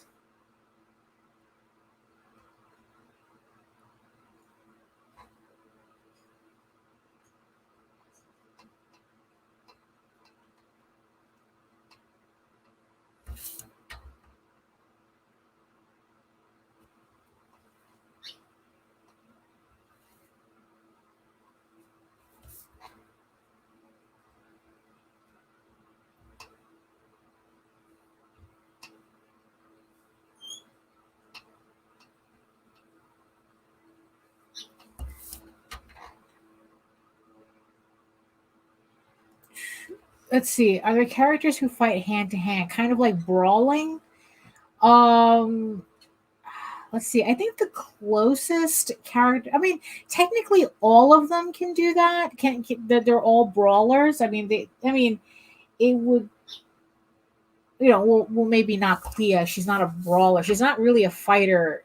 You know, anyway. But it's like for all the characters that use weapons, like Ravenwood and Pandora, Silvermane, Ralph is definitely a brawler.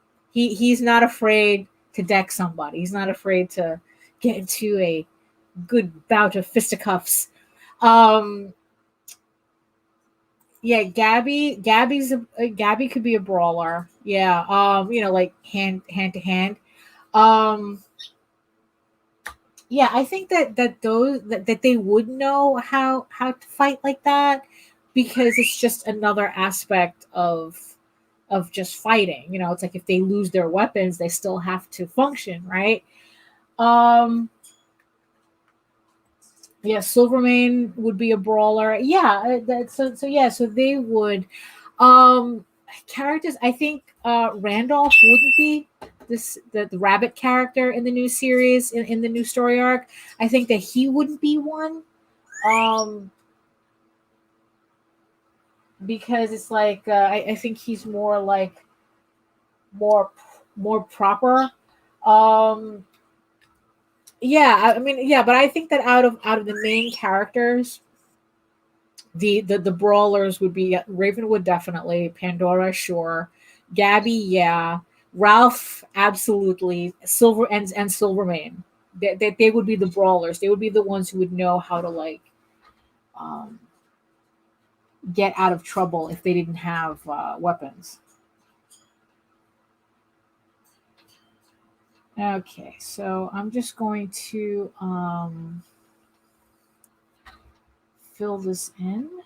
Okay, so yeah, usually when I have a situation like this, I want to make sure there's an outline. I don't want to lose her hair into that background.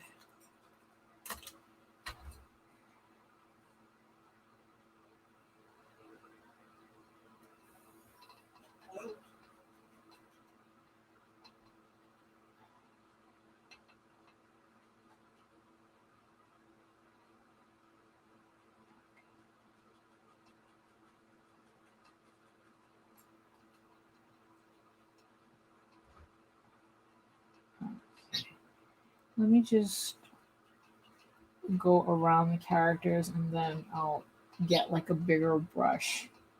So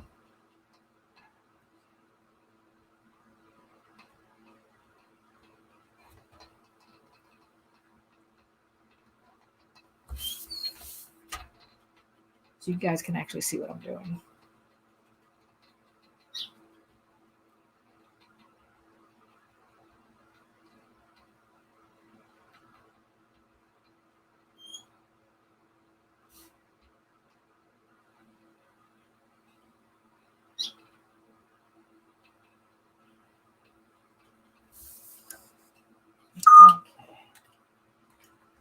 So let me get the big brush to fill in that space.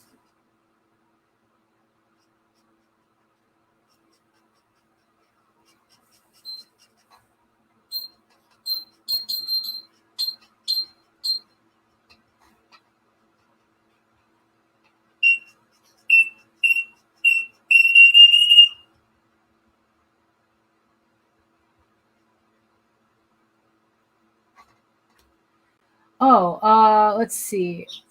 Which episode was the most difficult? Ooh. Um, well, it's what's funny is that it's kind of hard to tell now, since considering I did get through them.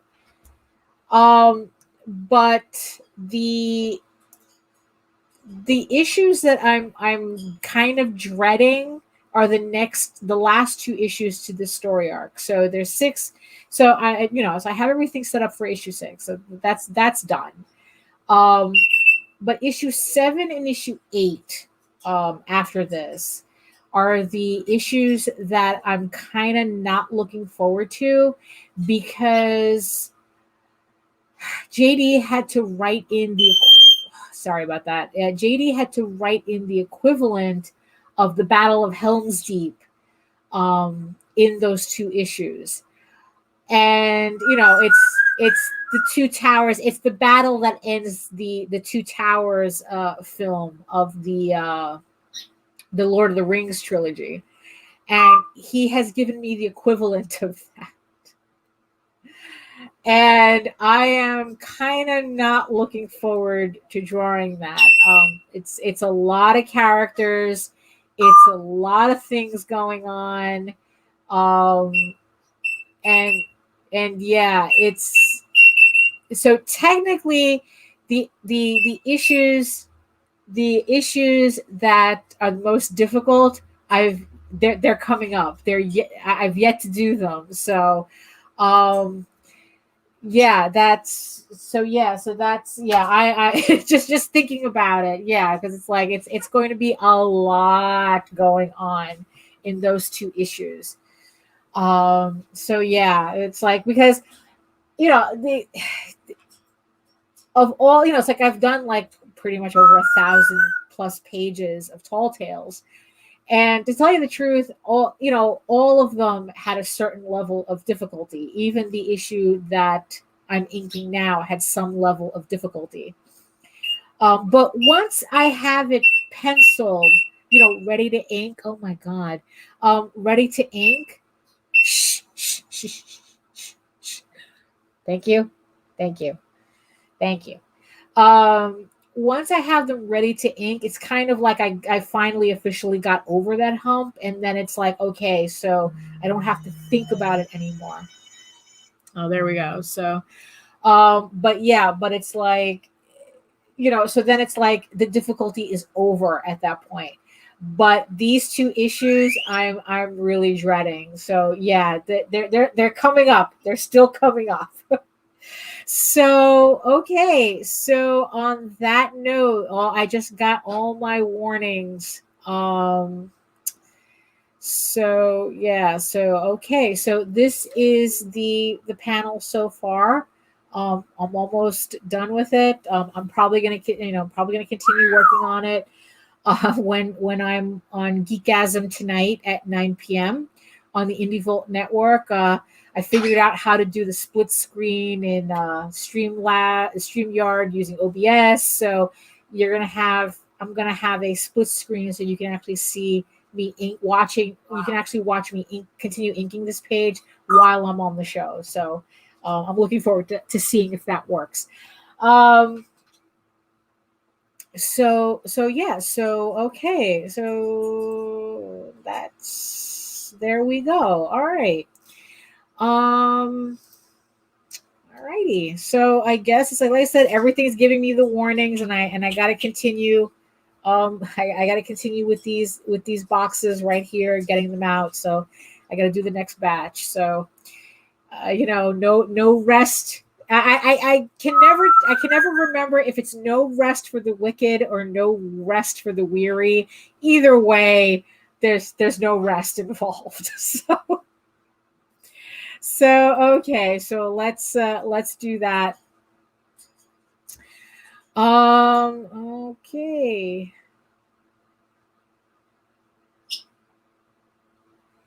So yeah, so okay, so I guess that's let's wrap it up, so I can get all the rest of this work done. So I just want to thank everybody again for all their love and support for EGORAVEN Heir of the First Unicorn issues 1 and 2. Pretty much just the love and support that I'm getting for this series in general, and it's spilling over onto Tall Tales. So pretty much I just want to thank everybody for all your support of all my work. It's been a long climb, and it's kind of weird to think that I'm at a point where it's all finally coming together. So I just want to thank everybody for it. I even though I keep talking about how I do all this work. Oh my God, really? Um, I keep talking about how I'm doing all this work primarily for an audience of one, which is me. But in the end, it's a lot more fun to be able to share this with everybody and to talk about the work and the characters with everybody. So that's a lot more fun. I mean, yeah, I could do this. Yeah, I'm doing this for myself, but it's to share. That's the best part of the whole process. So I just want to thank everybody for that, the support of the campaign. I really hope you guys enjoy the second issue when you get it. Like I said, in about 3 weeks, I'm hoping to start getting those packages out. So yeah, so I hope you enjoy the second issue as much as you're all telling me you enjoyed the first. And I'm looking forward to sharing the rest of the series with you. I mean, it's like I have so much love for this story and these characters, and I just really, just want you guys to see it. I just want everybody to see it, and share in that with me, So yeah, so that's so that's pretty much that. So I guess the usual outro spiel. So oh my God, really? Okay. So you can head over to my main portfolio site at egoworks.com, where you can find links to all of my galleries and social media sites, where you can see the main ones here as well next to me. But I mostly post to one of these days, I'll figure this out. Facebook. I mostly post to Facebook if you're into seeing sketches and work in progress kind of work, and just whatever dopey doodle I happen to feel like posting that day. But yeah, I'm mostly active on Facebook. And you can also catch me on YouTube almost every Wednesday, provided there's no construction going on next door or there's nothing like something going on. But usually I'm trying to get these live streams out every Wednesday. So yes, you can check out my YouTube channel at Daphne Lage, Lage art. If you're watching this on Facebook, so yeah, so you can catch me there. Okay, so if you also head on to egoworks.com, you can read the first 5 issues of EGORAVEN Heir of the First Unicorn for free in its original black and white format. Well, black and white, the old lettering in its original format. The new color issues, there are some changes to it, but not so drastic that it changes the story from what you're reading on the website. So that way you can kind of try out the series to see if it's really something you want to get into, and then when the campaigns start, you kind of know already, what to expect. So you can do that there. But if you prefer your fantasy to be more of a Lord of the Rings type adventure, you can also follow the link to Tall Tales, TAILS online.com, and you can read the first 20 issues of Tall Tales for free. But like I said, in July, we're going to be launching the campaign for Tall Tales Tears of the Mother issue 6 with a reissue of of a Tall Tales Thieves Quest Volume 1 in case you missed that campaign. So yeah, that's going to be your chance to pick up a copy as well. And again, don't forget to sign up for our monthly newsletter, where not only you will get $40 worth of free comic PDFs to download, but you'll get regular updates about our current and upcoming crowdfunding campaigns. And yeah, we have a lot. So again, thank you so much for making it through another live stream. Extra love to everybody in the chat. Thank you for your questions. Look, next week, if there's any questions that you asked on my previous videos that I didn't see, because I'm telling you right off the bat, I'm kind of lame at catching up with comments, feel free to ask them in the chat on the next live stream. I'm more than happy to answer. And I love talking about these books. So keep me talking about Tall Tales and EGORAVEN. I could do that all day. So yeah, so go ahead. And again, let's make the YouTube algorithm gods happy. Don't forget to like, comment, share, and subscribe. I'm just hitting 900 subscribers, and I really would like to make it to 1,000. So yeah, I really should maintain the YouTube channel a little bit better. So that's pretty much it. So thank you again for sharing your time with me. Thank you for all of your support for all my work. And I'll see everybody tonight on Geekasm, but I'll see you again on the live stream next Wednesday, where, we'll talk about other things or the same things for all, whatever you guys want to talk about in the chat. So that's pretty much it. So again, thank you so much. And, I'll see you on the next video. Bye. You really want to know my process? Absolutely. Usually starts with a holla and ends with a creamsicle. And then if there's time in between, Thundercats. Ha!